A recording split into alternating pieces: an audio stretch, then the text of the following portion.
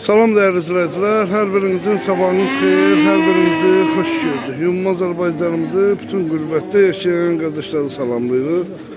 Bugün Bərdə mal bazarından çəkiliş edirik. İlk qardaşım bax bu danaları oldu çəkməyimiz. Ordağa gedən danalar.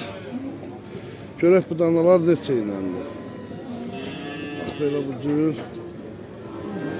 şəraitdə yaranmış.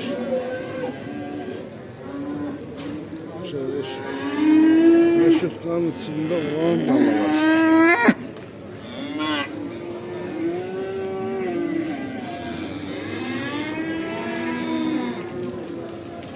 Görüb baxa bilərsiniz. Rəqamların qiyməti 2400'den. Bəli. Bunlar yarın bordaqdır deyəsən. Yox, bordağa gedər. 5 aylıq altar. Yox, elə bir 5 ay saxla sat. Yox, 5 aylıqlar. Ha bunu 1 yıl saxlamalısın. Buz oynar. 1 il. 1 yıl körpə buz oynar. Hamısı sortdur ha. Bəli, bəli. Hamısı angoz, şarol, simental. Bu akşar oldu ha. Boz. Ha. Hə. Bu angustur, bu angustur.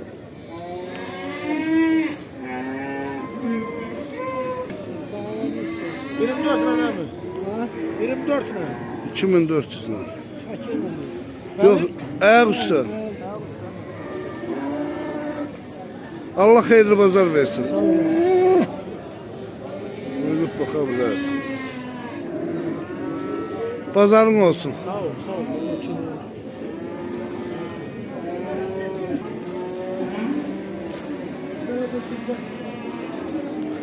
Neçəyləndi bunların qiyməti?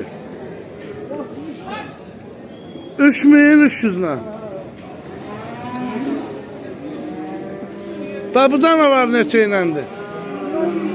Neşe. Ha? 2700 lira. Bax belə çəkəcəm hamısını baxasınız sizdən. Hal-hazırda gördüğünüz gibi. Allah bazar yesin, canını sağ eləsin. Bax belə bu cür şərait yaradır. Asfaltın üstündə. Rahatçılıq, hamısının qabağında suyu. Allah köməkləri olsun hər birinin.